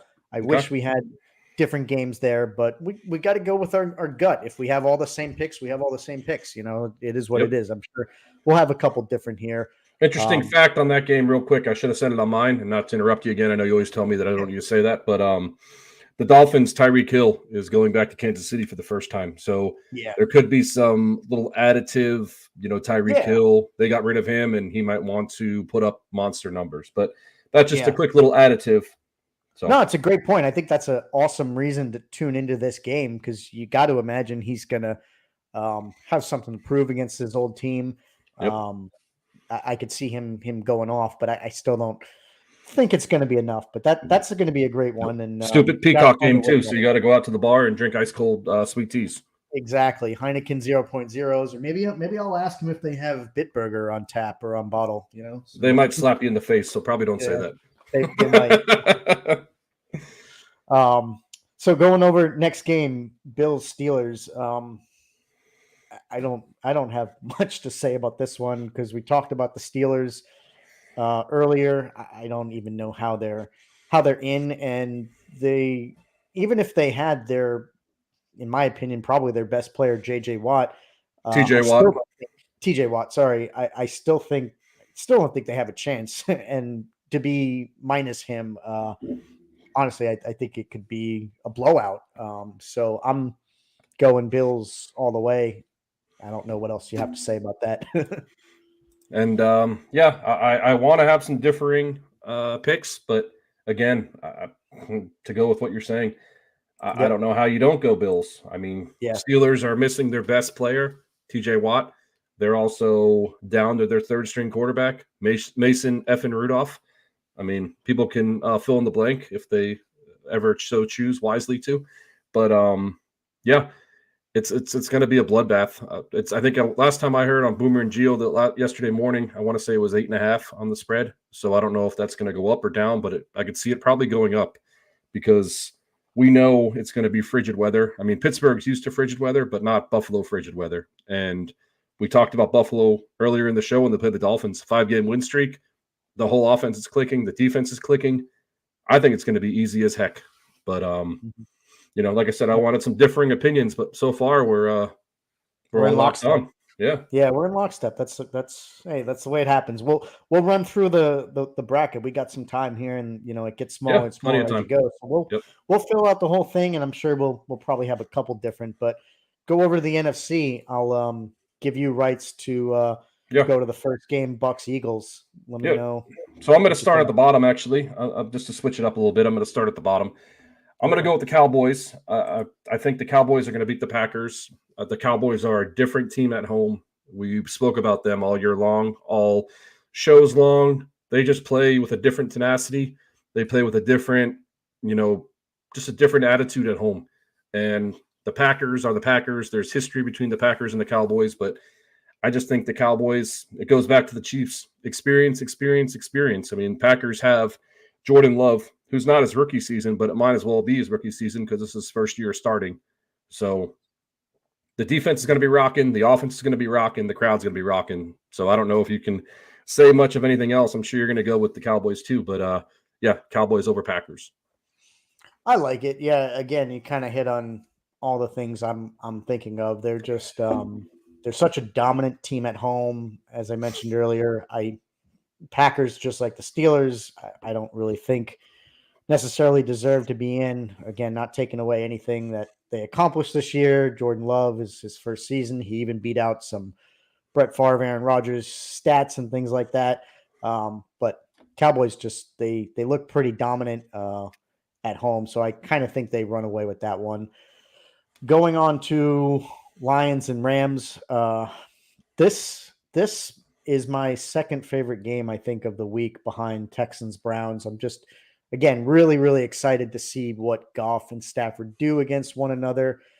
Both teams have a ton of talent, like we've already talked about, Puka and Kupp, and I like Sean McVay when he's done for the Rams and what he's done this season. I think he wants a return trip to the Super Bowl. Lions without Laporta, I think, is going to be a big hole for them to fill. The Lions, they've had a great year. I know that they're going to be so amped up at home. The crowd's going to be into it, but when they've lost, they've had a couple weird stinker games. They had a couple close to the Bears this year. And again, I think losing Laporta is going to be a little something extra that they have to overcome, and I don't think they're going to be able to do it. So I'm going Rams. I guess you could say upset over Lions. Yes. I'm so glad you did that because I was 50-50 on that, or 50-50 on that. And now that you went with the Rams, I'm going to go with the Lions. So this is our first differing pick. And the whole reason why I'm going with the Lions is what I just said about 20 minutes ago. First playoff game in 30 years. First home playoff game ever at Ford Field. They have the two-headed monster, David Montgomery, Jahir Gibbs. They have Aram St. Brown. They have Jared Goff. They have Aiden Hutchinson on defense. I think the place is going to be rocking. I think it's going to be Thanksgiving games times 10 with the energy level, the tenacity, just everything. So I'm going to go with the Lions. Okay, I like it. Yep. First different game. I know. I'm glad that we did that. And the next one I want to do is I'm going to go with the Philadelphia Eagles because I think the Eagles are still the 10-1 team that they were 6 weeks ago. I just think that I've mentioned it. I think that they've just become tired. I think that they've become complacent. I think that they finally got punched in the face a couple times. And I think that they're ready to rock and roll. They still have all the same talent. It's not like they're losing anybody. I know A.J. Brown got hurt, but I haven't really heard anything on him if he's going to not play or play. But they still have a good team. They still have that experience on the line, and they still have the experience on both lines, actually, to put that with Jason Kelce and his offensive line and Fletcher Koch and his defensive line. So, yeah, Eagles. I like it. As much as I want to pick the Bucks, being local to this area, home field advantage. The Bucks have had an okay season, but again, they're sort of a product of their division. I think. Yep. Really, the only reason why they're in the playoffs to begin with. As much as I want to pick them and how bad the Eagles have looked at times, I just don't think the Bucks have what it takes to beat the Eagles. The Bucks struggled against the Panthers in a game that they had to win to get in. They kind of sort of scraped by. So I just can't pick the Bucks. So I got to go Eagles as well. So first round, we only have, I think, one game different, but hey, that's enough. And it's going to make for some different matchups for the rest of the bracket. So let's keep going through them. I'm going to hit 49ers Rams on my bracket. And as much as I want to continue with that Rams train, I think the 49ers with a game of rest, I think they just blow through that game against the Rams. It's just going to be too much of a mismatch there. So first game of the next round, the divisional round, I've got Rams over 49ers over Rams. All right. So this one is going to be a curveball and a half. I am going to pick the Eagles. And the reason why I'm picking the Eagles is what I just 5% in that beer and not 25%. Hey man, you laugh now. What I just said about the Eagles, I think they've been, I don't need to repeat myself, but they were playing complacent all year long. They got punched in the nose earlier in the year by the 49ers. 49ers are having a week of rest. The Eagles, they've been playing. Everybody's tired, but they want to win one for Kelsey because I think Kelsey's going to retire. I just think they have too much talent to either not one win or two make it close and maybe win on a field goal. But I do think that the Eagles are going to come out there, play the best game of their life, play the best game of the year, and I can see them winning by 3 against the 49ers. All right. Hey, I admire the bold prediction there. It's not something I would do. The one thing I guess I got to ask you, I haven't seen updates yet, but have they announced anything on Brown and Smith? Didn't they both leave the game early and get banged up? They have not, but I mean, it's just going to go off of they're going to play a great game against the Buccaneers. The Buccaneers slipped in, so they're going to come off of a lot of confidence against beating the Buccaneers, and I don't know if they're not going to have them, but they still have the talent. I mean, they have 3 good running backs. They have, again, a good offensive line, a good defensive line, a good defense in general. I hate going for Philadelphia because both of us being New York guys, it's always been a rival. But I've really enjoyed listening to Jason Kelsey this year, talking on his podcast, like the Kelsey brothers, New Heights. Little shout out if they hear us, but I just think that they're playing, and I think a lot of people are not giving them a chance. Remember what happened when they won the Super Bowl? Everybody had the underdogs. They had their dog mascot hat on. So, friend of the show, Ryan Clogs, he's gonna love that one too. So go Eagles. Yep, I like it. It's a bold prediction. So again, for the other divisional matchup, this is where we have different matchups because of who we picked. So you've got Cowboys Lions. I've got Cowboys Eagles. Who are you picking in that one? So this was a rematch of a couple weeks ago. I'm going to go Lions because I think the Lions showed they can play with Dallas at home. I mean, you think if they don't go for that 2-point conversion and they kick a field goal, anything happens in overtime. So they had a good enough chance to send it to overtime, and who knows what happens in overtime. So I just think they know how to play the Cowboys. I think they're going to gain a lot of confidence by beating Stafford and winning that first home playoff game. And I think they're going to rock and roll and upset the Cowboys. All right. I like it. So going back to mine, I've got Cowboys Eagles. And I guess if you look at my bracket, it's interesting. The divisional round, I've got division matchups, 49ers Rams, and then Cowboys Eagles. I kind of want to be like you and pick a bit of an upset here, Eagles over Cowboys. But again, I just can't do it. The Cowboys at home are really, really they're juggernauts. They win, and they seemingly win with ease. They put up just so many points. I think the Cowboys best the Eagles there, and for me that opens up an interesting 49ers Cowboys 1-2 NFC Championship. But let's go over to the AFC matchups where we do have the same games. I'll go Ravens, Browns, and this is another one. I want to be bold, but I think I have to go with my head over my heart. I have such a soft spot for the Browns and what they've accomplished. I would love to see them pull off the upset, but similar to the 49ers, with a week of rest and what they've done all season, we look at, I called for Lamar as MVP. I can't go Browns as much as I really, really want to. It wouldn't shock me if they upset them, but I think I got to go Ravens. Okay. Yeah, all right. I am going to go Ravens as well, just by speaking of what you said. I mean, they got too much talent. Their defense is playing. They're going to have a week of rest, and they got the MVP, Lamar Jackson. Enough said. Yeah.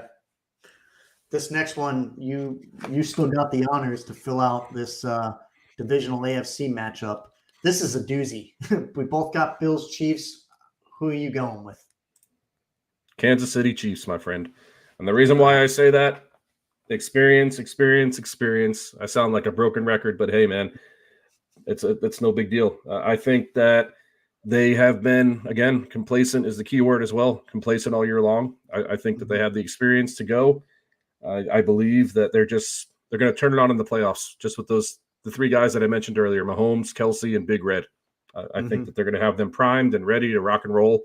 They played earlier in the year. They only lost by 3 points. So it's not like they're not playing the Bills hard, or they didn't get killed by the Bills. And this was in the midst of the Bills going on their 5-game win streak. So they were playing good ball, and the Chiefs came out and only lost by 3. So that means that it was a pretty even game.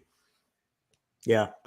I'm not just doing this to be different, but I'm going Bills. I can't believe it. Share your screen. I am not sharing my screen. You're right. I am going Bills. I'm not That's just fine. doing it because you picked the Chiefs, but you talked about it earlier. They're riding 5-game winning streak. I think they cruise over the Steelers. You talked about, momentum. I think that's going to carry them over the Chiefs. They should have the home game based on the seeding. That atmosphere up there, Bills Mafia. I think it's going to make a difference. I love this game on paper because these teams have met a couple times in recent history. So I think that's going to be one for the ages. But I like Josh Allen to get over the hump. And one thing I wanted to bring up real quick since we're on that game, I meant to mention this earlier, but Leonard Fournette was picked up by the Bills, right? I mean, yeah, playoff Lenny. I can't believe it. Like it feels like, is it the second year in a row, or maybe he did it 2 years ago? He just gets scooped up by teams at the end of the year. I don't know what he's doing during the season, if he's clearly staying in shape, I guess. But, James Cook hasn't looked amazing this year. He's had some good games, but I think it's a great addition for the Bills to bring in a veteran back to share some of the workload. Fournette can catch passes. He's a great weapon in the backfield for Allen to dump off to if he gets in trouble. So I think it's a brilliant move by adding him, and I think it's going to be a difference maker. Okay. I mean, yeah. All right. I like it. So do you want to keep it on yours and you get your Super Bowl matchup, and then I'll do my Super Bowl matchup, and then we'll go from there? Yeah. Or how do you want to do it? Okay.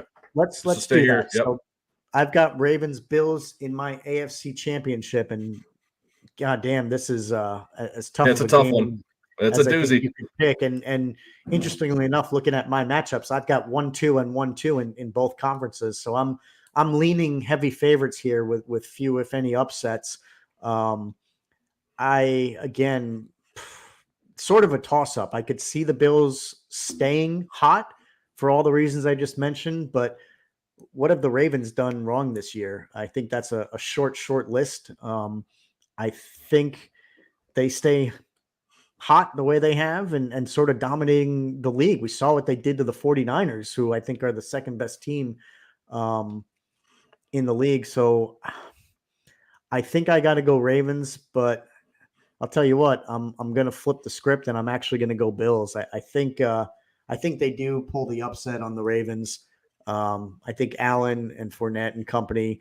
You mentioned the quarterback, the OC, the chain, not the quarterback, but the OC, the coach that they've made changes. I think that's a recipe for success. So I'm pulling the upset there for Bills to be in the Super Bowl. Wow. NFC 49ers Cowboys, to me, that's kind of a sexy matchup. If you think back to the early 90s when those two teams were just ripping Super Bowls and just dominating the league, it's kind of cool to see them potentially meet, if I'm right, in the NFC Championship. Could be a lot of points scored in that game. I wouldn't be surprised if they set some records for yards, points, all that good stuff. But what had I been talking about so far? Cowboys would be on the road this game. I don't think they get past the 49ers. So for me, I think it sets up a 49ers-Bills Super Bowl, which I think would be great for ratings, for viewers, for fans. Even if you're not from those markets or fans of either team, I think I think that would be a pretty awesome Super Bowl. So I kind of hope I'm right. I don't. All right. Again, I don't know how you go off the 49ers train. I don't want to pick an easy game, an easy win, but I started with them this year. there was a couple teams like the Ravens. I even thought the Dolphins were going to be in the conversation for best team. Eagles were 10-1, but the 49ers have been a constant. And in a lot of sports, I always say depth wins championships, and the 49ers have that. They are, I think, a resounding example of how to build and construct a team. And I think they get the dub in what would be a pretty awesome Super Bowl. So there's also a tiebreaker. I just noticed how many total Yeah, points. it's total points. Yep. Yeah. So if I'm thinking Oh, no, about, hold on. Total points in the 13 games. How many total points will be scored in the 2023-24 playoffs? So, holy shit, that's stupid. my brain I can't don't do that even know. math. 450? I don't know. I mean, Yeah, just probably put more than something that. out there. I'm gonna 13 put something out games there by- too. What is 13? If there was 10 points a game, that'd be 130 points, but there's probably 40 points per game on average, maybe probably more than that. So that would be 260. What's 260? 520 if there was 40 points scored per game. Check me Yeah. on my math. So using that as just a purely shot in the dark, throwing a dart. 520 is 40 times 13, if that's what you're looking for. Exactly. So, I'm thinking there could be some low scoring games. There's, defense, quote unquote, wins championships. I'm going to go 521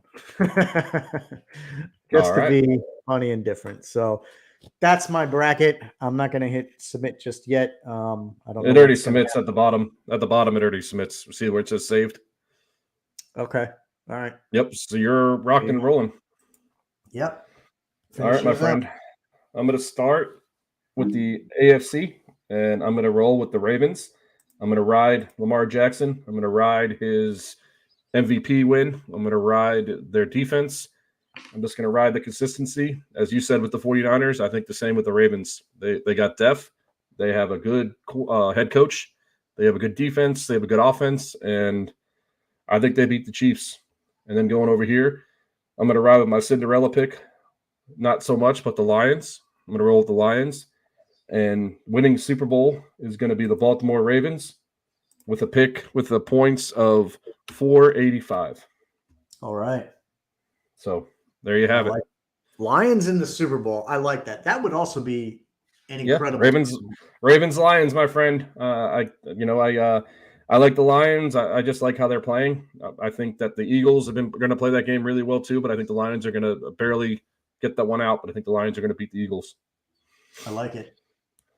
So I'm going to go ahead and Super submit. Bowl. We each of there we us go. both have a hardball. So they give you a little thing. See? Yeah. I like it. So you can do yours if you want to submit yours. I did. I locked it in. So we're both in. I've got 49ers. You've got Ravens. I think one of us will probably be right. I think Super Bowl victor, they're arguably the two best teams all season and even right now as it stands. So see how we do. It'll be interesting. It'll be fun. So we'll, like we mentioned, blast that out on Twitter, Facebook, all the social channels. So anybody that wants to play along with us, you'll have the link and the password to join the group. Fill it out and play against the hosts of the show. So yeah, have some fun with it.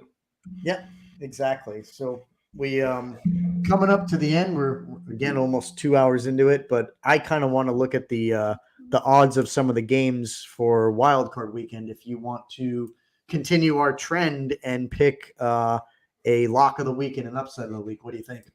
Yeah, you want to keep our things going? Yeah, let's do it. Right. I have odds on the screen. I do too. My screen. So you won the regular season. You want to start out? Yeah, I like that. That's fair. I appreciate that. Most of the spreads are relatively tight. I'm looking at, looks like Bills went up to 10. I was 8.5 yesterday. Yeah. Points. That's a lot. I do think they run away with that. I already see where your upset of the week is going to be. I can already see where it's going to be. Yeah. let's see. I mean, part of me wants to take Eagles, but the Bucks at home, I don't know. Lions, Rams, I mean, Mhm. 3 That's gonna points. be your upset. Yeah. Cowboys, Packers, I mean, I don't love – I have 7.5 for that game. Is that what you have? Yes, I do. I do. Yeah, that half point will get you. I could see that being 7. Chiefs, Dolphins, 4. 2 degrees. You see that? I have AccuWeather, 2 degrees, like I was saying. Holy Wow. moly. Yeah, that's going to be nuts. I am going to take the highest point spread of the week, and I'm going Bills -10 because I think they Jesus. absolutely run away with it. So, Holy moly. yeah, a little bit of a Well, stretch there possibly, but I it just don't see sets that up your game. upset. It sets up your upset, so I know where you're going with that. Just go ahead and write it down. I already know. I don't even have it right now. I got to look at it real quick. The upset. I mean, We just did our brackets. Come on, man. well, I mean, I don't have Houston winning. Los I Angeles, mean, bro. yeah, right. Yeah, that's got to be the one because Yeah, it's got to be. you know, it can't be the Packers. It can't be the Dolphins. So yeah, you nailed it. I mean, I'm going. Give me Rams, and the fact that I get 3 points when I think they win it outright, that'll bode well for my pick. So yeah, you nailed it. Yeah, these are Rams. tough, man. These are tough. My lock of the week. I'm going to go against you because I did in the bracket. My lock of the week is going to be the Lions -3. Okay. Make it interesting right there, my friend. Yeah, I like it. And my upset, shoot.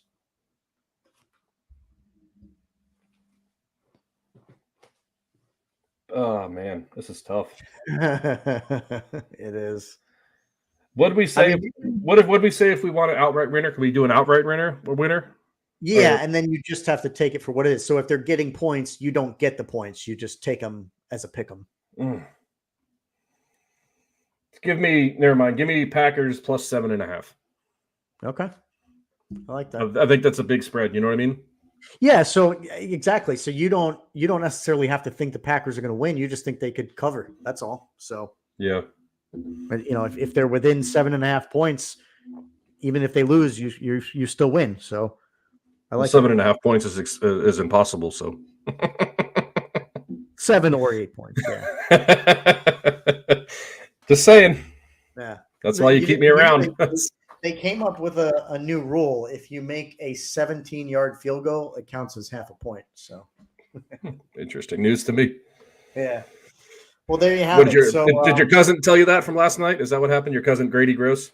Grady Gross, yeah. Yep. Old cuz, man. He made a couple field goals, but he was on the wrong side of the score last night. So shout out to Grady Gross. Yeah. Shout out to Grady Gross, my dude. Come on over. Yeah. We want you on the show. We'll get you. Yeah, we do, actually. We do. So there you have it. Our football predictions carry over and continue into the postseason. Bunch of awesome matchups this weekend. Can't ask for too much more. Dolphins, Chiefs, I really want to tune into. I think Browns, Texans is going to be awesome. So some really, really great games on Saturday. And the Bucks game is local this area. They're going to be on Monday night. I might have some friends potentially going to the game. We give a shout out to our boy Ryan Clogs. He's, I think, on the fence about buying tickets. He's an Eagles fan, so maybe he might be going. Wish him and his team the best if he does go. But good matchups.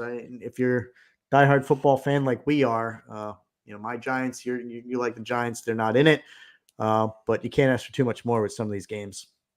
Nope, and it makes for good sports talk, if you ask me. It does. It makes for an hour and 50 minutes of sports talk is what we've done. So, only touched 2 topics too, NFL and college football. That's pretty impressive. If you have to ask myself again, it is. Impressive. We skipped by the other stuff: basketball, baseball, hockey. The other things we've touched on as we've done this show, and we'll definitely be getting to those. But it's football heavy on this show. Hope everybody enjoyed it and found it entertaining. So, as always, thank everybody for listening to us, sticking with us on our journey. always appreciate if you give us a shout out, a like, subscribe on all our socials. That's the best way we're getting our name and our word out there. So appreciate you listening. Make sure to check our social media pages if you want to participate in our bracket challenge. Any last parting thoughts or words, Dan? That's it, man. Just watch some football, have some fun, and have fun. Make it happen, Captain. Pound a couple beers for me since I can't. Man, that ain't even a question, dog. Love it. Always a pleasure, my man. Great Always show. is. Again, thanks everybody for listening to us. We'll have another great show packed full of everything sports, and again, NFL heavy when we come back next week. So peace out, everybody. See you next week. See you. Everybody come see the greatest show. Gather up all juggalos and roll. Come on. Everybody come see the greatest show. Gather up all juggalos and roll. Come on. Everybody come see the greatest show. Gather up all juggalos and roll. Come on. Everybody come see the greatest show. Come on. Everybody come, everybody come, everybody.